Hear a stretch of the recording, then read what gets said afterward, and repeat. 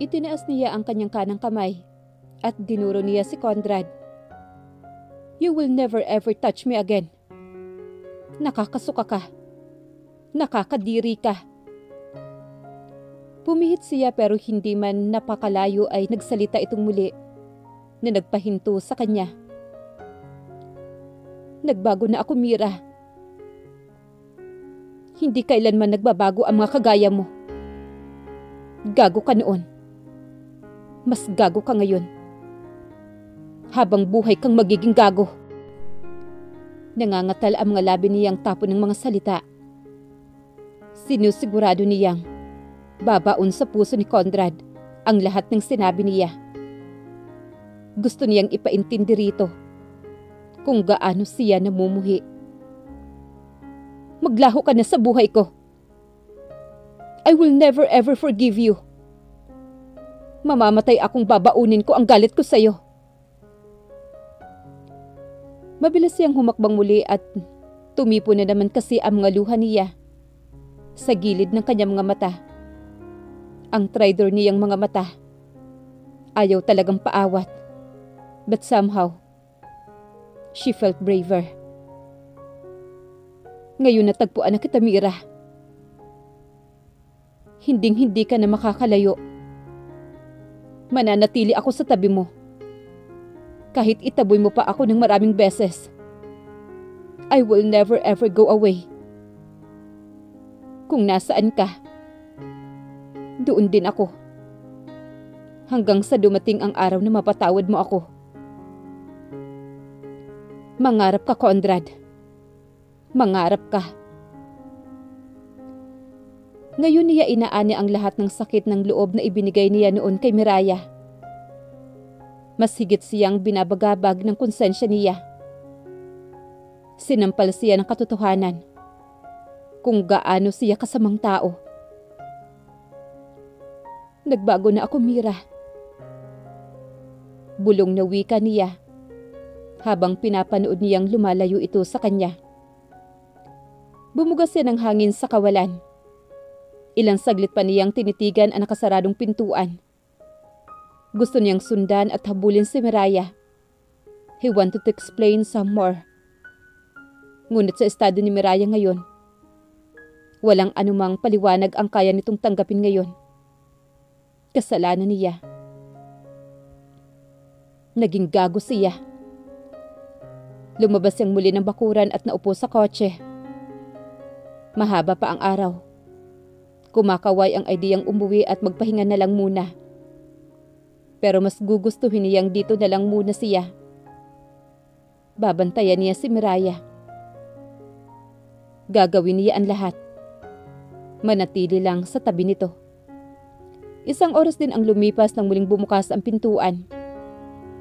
Kaagad siyang napatayo. Inaasahan niyang si Miraya ang makikita niya. Pero si Hana ang iniluwa niyon. Inayos nito ang pagkakasukbit ng bag sa balikat na hinalika naman si Jacob na nakikita niyang kumaway rin sa kanya. Hi po, Tito C. Hindi nawala ang ngiti nito sa kanya. Tila bang may kakaiba na nakikita siya rito. Kinawayan niya ito. Sumakay si Hana sa kotse nito at kusa naman niyang binuksan ang gate. Dahan-dahang binamaobra naman ni Hana ang sasakyan palabas ng bakuran. Bago nito tuluyang iniliko sa main road ang sasakyan nito, ibinaba pa nito ang salamin at mataman siya nitong tinitigan. Kagabi nang bumalik ito mula sa paghatid kay Miraya dito, kapansin-pansin ang mga tinging itinapon nito sa kanya. Sa kanya naiisip, talagang walang idea si Hana kung sino siya. Sinadya siyang burahin ni Miraya sa buhay nito. Nakakakaba ng at nakakababa ng confidence. Nakakakirot sa dibdib. Tila ba, pinawis siya nito sa eksena.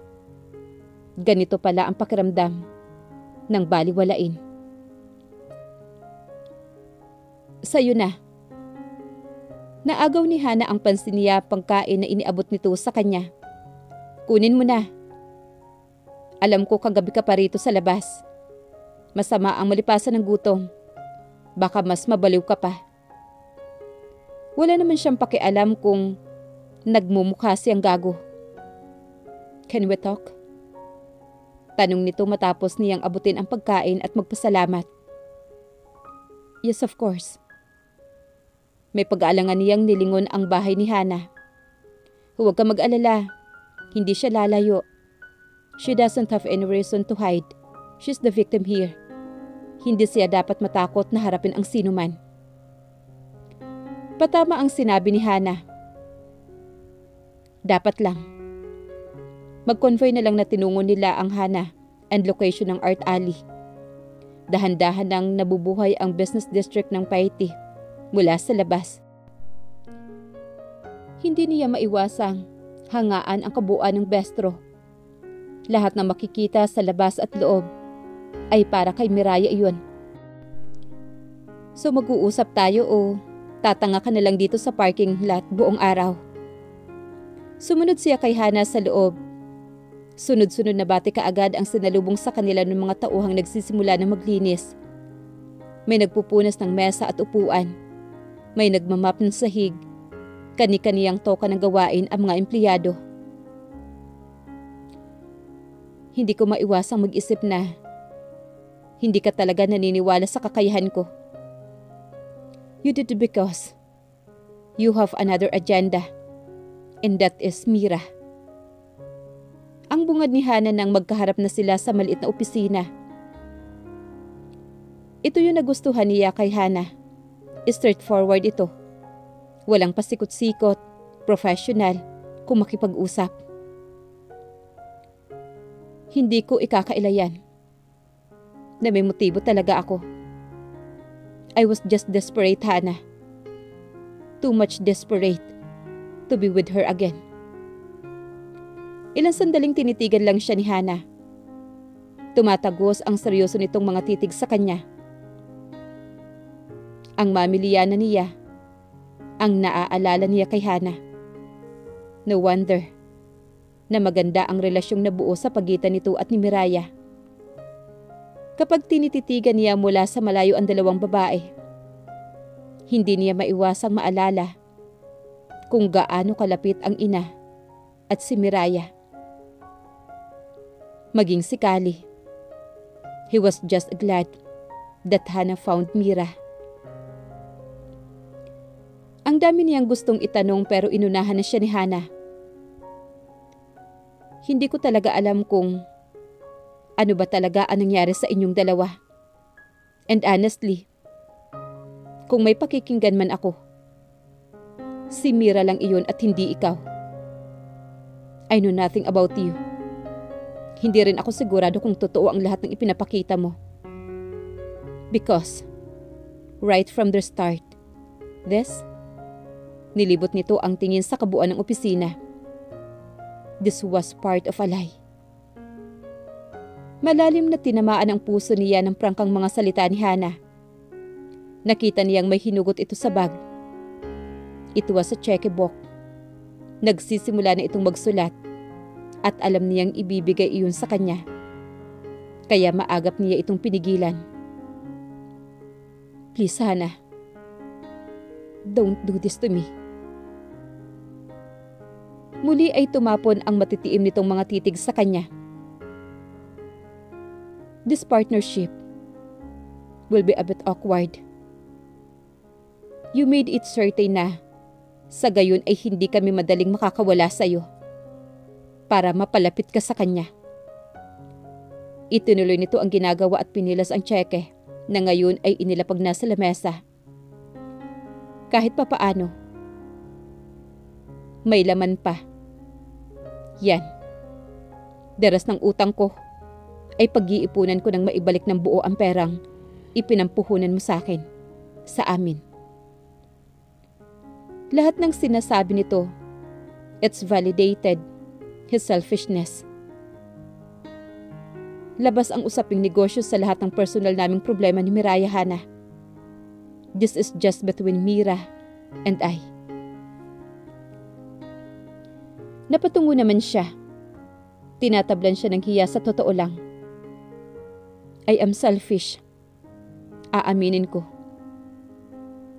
Ginulo kita. But I'm begging you. Please, Hana.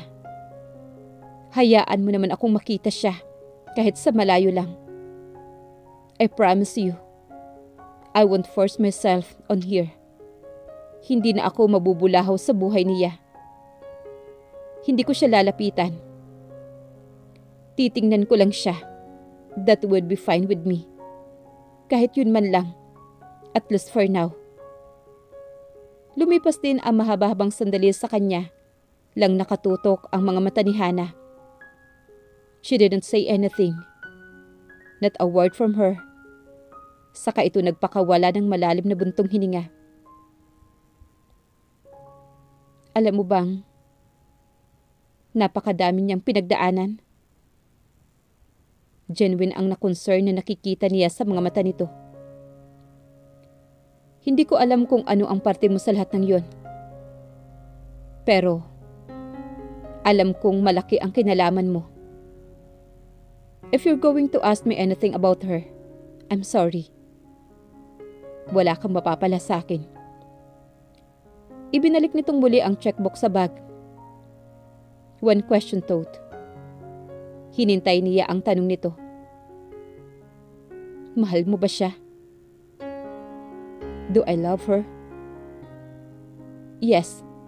Sobra-sobra. More than my life. Walang mababakas na reaksyon sa babae. Basta na lang ito tumayo at lumabas ng silid. Nasa pintuan na magsalitang muli ito. Na kay Miraya na ang desisyon kung hahayaan kaniyang pumasok muli sa buhay niya. But I can guarantee you, it wouldn't be easy, Conrad. Maghirap ka muna. Miraya deserve the best. Alam niya yun. Dadaan muna siya sa butas ng karayom. Pero okay lang. Kahit anong hirap pa, kakayanin niya. Naalala niya ang kwento ni Miraya noon. Bumaliktad na ang sitwasyon. Siya na ngayon ang parang si Clyde na namamalimos ng atensyon kay Miraya. Okay lang. Kaya niya maghintay. Magpakailan pa man. Ilang araw ang matuling lumipas nang walang Conrad na napapadpad sa kanila. Nakakagaan sa pakiramdam na walang alalahaning may aali-aligid na masamang hangin sa kanya. Sana naman ay tumino na sa utak nito ang mga sinabi niya. Sana ay naiisip nitong walang patutunguhan ang mga walang saysay na ginagawa nito. Pinakiramdaman niya ang kabilang bakod. Maliban sa hardinero na nag-aayos ng hardin, ayon kay Mel, wala rin daw doon ang may-ari nito. Hindi niya rin maramdaman ang kakaibang pakiramdam na parang may nakatitig sa kanya. For now, safe siya. Malaya niyang nagagawa ang dating routine nang walang inaalalang may bubuntot sa mga kilos niya. Kagaya na lang sa ngayon. Ate, ano pa ba ang gusto mong ipabili? Abala si Mel sa paglalagak ng mga grocery sa cart. Wala naman. Ano naman ba ang kakailanganin niya? Kung well-provided naman lahat iyon ni Hana, ang mga pangangailangan niya, nakakahiya na nga rito. Baka may gusto kong ipaluto sa akin, ate. Napapaisip naman siya. Popcorn kaya? Gumawa tayo ng popcorn dahil gustong-gusto yun ni Jacob. Tinungo nila ang kinaroroonan ng hinahanap. Nakakapit siya sa handle ng cart. Iyon ang ginagamit niyang guide sa paglilibot nila dito sa loob ng supermarket. Noon, kapag napapadpad sila sa bayan ng Tugigaraw, sinisikap talaga ng tatay niya na makapamili sila sa pinakamalaking supermarket. Ang laki ng ngiti ng tatay ni Raul niya noon kapag nakikitang masaya siyang naglalagak ng kaunting item sa grocery. Isang oras din sila naglibot sa tindahan. Everything went well. Pasipol-sipol pa si Mel habang nakaupo sila sa tricycle na inarkila ni Hana para sa kanila nang bigla na lang siyang makarinig ng putok sa ere. Gumiwang ang sinasakyan nila at muntikan na silang sumadsad sa kalsada. Sa kamalas-malasan ay nasiraan sila sa hindi niya maslamang lugar. Ate, okay ka lang? Nag-aalalang tanong naman ni Mel na sinalat kaagad ang noo niya na bumangga sa isang bakal na bahagi ng sinasakyan. Sinuri nito kung may galos siya. Thankfully, walang anumang pinsala maliban sa tila pagkaliw ng pakiramdam. Mang Edgar naman kasi eh. Nayayamot nitong paninisi sa driver. Pasensya na talaga. Mel, huwag mo nang sisihin si Mang Edgar. Ano pa nga ba ang gagawin namin, Manong Edgar? Naku! Hindi nakakatulong ang init ng ulo sa sitwasyon. Panay ang angle ni Mel na inaalalayan siya paibis ng tricycle sa tantiya niya. Nasa 2:00 o 3:00 na ngayon. Sumisigid kaagad ang mapling sikat ng araw sa kanyang balat. Sleeveless cotton dress pa naman ang suot niya. Mula kasi sa pagkakahatid kay Jacob sa preschool na pinapasukan nito, dumiretso sila ni Mel sa pamamalengke. Ang init talaga. Angel pa ni Mel. Ginawa na lang niya ang pananggalang mula sa balikat. Ang sikat ng araw ang kanyang bag. Wala man lambang masisilungan. Ha, Mel? Tumatama sa mukha niya ang singaw na nagmumula sa kalsada. Hindi rin sila maaring manatili sa tricycle dahil kasalukuyan itong kinakalikot ni Mang Edgar. Damuhan lang ang meron sa paligid, ate. Itong si Mang Edgar, mapipingot ito ni Ma'am Hana. Tumatagaktak na ang pawis niya, hindi lang sa noo, kundi maging sa kilikili. Ang bilis mabasa ng likod ng dress niya. Napakaalinsangan na nasa pakiramdam. Sa malas, wala man lang silang bitbit na payong. Masusunog na ang mga balat nila. Tawagan nilang kaya natin si Ma'am Hana. Ha, ate? Alam mo namang out of town siya. Sayang naman ang kojik soup ko, ate. Ito talagang si Mel. Kahit kailan ay parang baliw. Sana nga lang, may isang good Samaritan na mapadpad sa gawin nila. Tila naman dininig ng itaas ang panalangin niya. May pick-up daw na paparating ayon kay Mang Edgar. Then, it must be help they needed. Bahagya siyang nadismaya nang lumagpas iyon sa kanila pero dagli ring bumalik ang may pag-asa niya nang maulinigan ang pagminor nito. Sa pakiwari niya ay bumalik at tuluyan nang huminto sa tapat nila. Bumukas ang pintuan ng kotse at lumapat iyon, pasaradong muli. Ibig sabihin, bumaba nga ang may-ari nito. Ang bait naman ng mamang ito. Oh no, dinig niya ang malakas na bulalas ni Mel na para bang nakakita ito ng celebrity.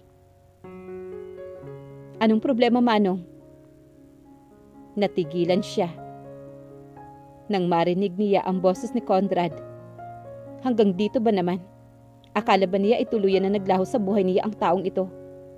Good Samaritan ang hinihiling niya. Iba ang ipinadala sa kanila. Demonyo na nakapagpapainit kaagad ang ulo niya. Mainit na nga ang temperature. Dinadagdagan pa nito. Baka nagkaka-heat stroke na siya. Mel, ihahatid ko na kayo. Si Mel ang kinausap, pero ramdam niya na tila malagkit na ang mga titig na nangapit bahay sa kanya. Sir Pogi, kinalabit ni Mel ang braso niya. Lihim nitong hinihiling ang pagsang-ayon niya. Siguro kung wala siya, ura-urada itong sumabay sa lalaki. But she was sorry to disappoint Mel. Maghihintay tayo ng ibang tricycle na dadaan. Mababa ang tinig na wika niya. Sige po, ate. Wala naman itong magagawa. Hindi niya man dapat na idinadamay si Mel sa issue nila ni Conrad. Pero hindi niya maiwasan. Kailanman hindi siya sasakay sa kotse nito.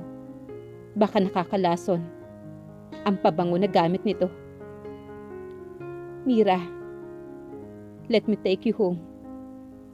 Malumanay na pakiusap ni Conrad na binaliwala naman niya. Sinadya niyang patigasin ang ekspresyon habang nakahalukip-kip ang dalawang mga braso sa tapat ng kanyang dibdib. Gusto niyang ignorahin lamang ito, pero ang totoo niyan, para na siyang nasusunog na mais. Mag-aabang na lang ho kami rito, sir. Napabuntong hininga naman si Conrad. Umalis ito sa tapat nila. Dapat ay hindi niya ginawa pero hindi niya maiwasang ipinta ang bawat kilos ng lalaki. Nakakainis lang. Nakakainis ang sarili niya.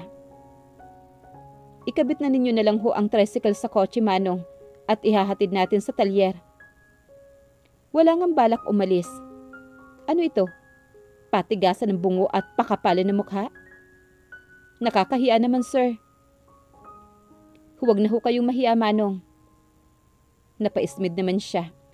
Parang hindi matanggap ng sistema niya na ang isang lalaking kagaya nito na puno ng narsisismo sa katawan at ubod ng self-righteous ay tila maamong tupa sa harap ng mga ordinaryong taong kagaya nila.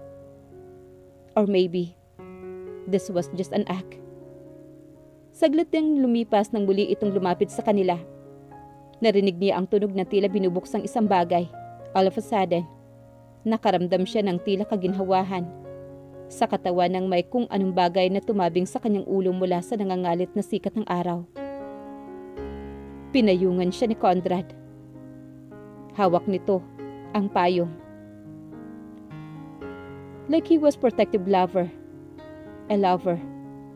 Kinasusuklaman niya ang salitang yun. Umusod siya ng isang hakbang. Kahit mabilad siya sa araw. Ngunit sa inis niya ay sinundan ni Conrad ang bawat pag-atras niya. Sa bawat pag-iwas niya ay may katumbas ito. Nakakainis. Sinubukan niyang lumayo ng isang ulit ngunit inaasahan na niyang susunod ito. Papansin talaga. Nanggigigil na bulong niya. Kung hinihintay nitong tapunan niya ito ng pansin, bubulagta na lang ito sa lupa. Miraya, please. Huwag na matigas ang ulo. Siya pa ngayon ang matigas ang ulo. Ihahatid ko kayo. Determinadong wika ni Conrad. Ni hindi mo nga magawa-gawa ang bagay na yan noong nagsasama pa tayo. Dumulas ng kusa sa bibig niya sa hindi sinasadyang mapait na boses. Alam niyang isang sentence lang niya, pero magiging mitya iyon ng mas malalim at mahabang pag-uusap. Noon yun, Mira. People do change. Oo nga naman. Nagbabago ang lahat ng bagay at tao maliban dito. Demonyo ka, hindi ka tao. Sa isip na lang, niya iyon sinabi. Ang dami niyang masasakit na salitang gustong ibato sa pagmumukha nito. Pero alam niya, kapag sinagot niya si Conrad, lalawig ang usapan. Kaya ang huling naisip niya ay huwag itong kausapin. Kaya itinikom niya ang kanyang bibig. Hiling na lang na sana may daraang sasakyan para namang tininig ng Diyos ang panalangin niya. Sa di kalayuan ay naririnig nila ang tunog ng papalapit na tricycle. Help was on the way. At last. Alalayan mo ang ate mo, Mel. Kahit naman hindi utusan, iyon ang gagawin ni Mel. Epal talaga. Ako na magbubuhat ng mga gamit ninyo. Parang pagod na pagod ang boses ni Conrad. Ano naman? Wala siyang pakialam. Habang nakaupo sa sasakyan ay dinig niya ang kaluskos ng mga supot na inaayos sa likuran at harapang bahagi ng tricycle. Hahayaan niya itong magkusa. Tutal ay walang nag-uutos dito. Sa pagbuhay ng makina ng tricycle, nabuhay naman ang pag-asang tuluyan na siyang makakalayo sa lalaki. Pero iba ang nangyari. Para itong gagong bumuntot sa kanila. Kung pwede lang lukutin ang kalsada. Kung sana maaari siyang kumuha ng restraining order. Pero sa anong ground naman? Nagpupuyos na talaga ang damdamin niya. Bakit hindi na lang sa boyfriend mo kayo sumakay, ma'am? Isa pa itong driver na ito. Marites talaga. Alkiho sila, kuya. Natigil sa pagsasalita si Mel nang lingunin niya ito. Nanahimik ito hanggang sa makauwi sila sa bahay. Namalengke lang naman sila At ilang sandali lang, nawala na ito. Pero tila ba pinanabikan niya ang muling makapasok sa loob. Dinig pa niya ang pasasalamat ni Mel kay Conrad na para bang ang laki na nagawa nitong kabutihan sa loob sa kanila. It was the last of her worries. Nagmamadali siyang humakbang papasok sa kabisadong bakuran. Her step were urgent. Naaalibadbaran siyang nasa malapit lang si Conrad. Ayaw niya sa nangyayari sa sistema niya. Lagi na lang talaga. Pagkapasok sa bahay, kumakawala agad ang natipong tensyon sa dibdib. Sumandal siya sa dingding. Hinayaan niyang saluhin niya ang buo niyang bigat. Makalipas ang ilang sandali, maririnig na ang pagkawala niya ng hangin. Nabubulabog na naman ang dibdib niya dahil sa presensya ni Conrad. Kinakain siya ng mga isipin nang maramdaman si Fida sa mga binti niya. Yumuko siya at binuhat ito. At nakapa niya ang suot nitong dog collar. Tumunog iyon. May imbo sa iyon ng Fida ang pangalan ng aso. Regalo ni Paulo ang naturang kwintas ng aso. Noong minsan dinala nito sa vet, si Fida, may suot na ito pabalik sa kanila. Marahan niyang ibinabasa sa hig si Fida. Saka hinugot mula sa sling bag ang smartphone na may application para sa mga bulag na kagaya niya. Hinanap niya ang numero ni Paulo. 2 beses iyong nagring bago may sumagot sa kabilang linya. Hey sweetheart! Groggy pa ang boses ni Paulo. Halatang nagising niya mula sa malalim na pahimbing. Kampante naman siya na hindi ito magagalit sa kanya. Gaya ni Hana. Mahal din siya nito.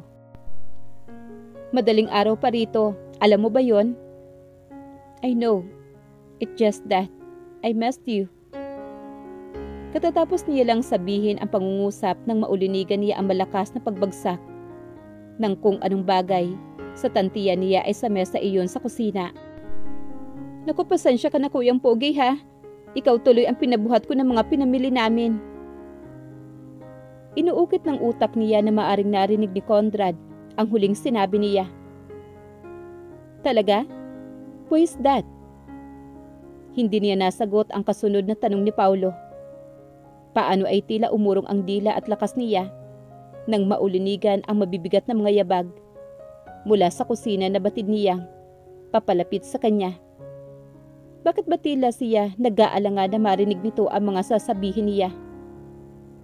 Alam ng Diyos kung ano ang nararamdaman niya sa ngayon. Ang mga yabag kanina ay nawala.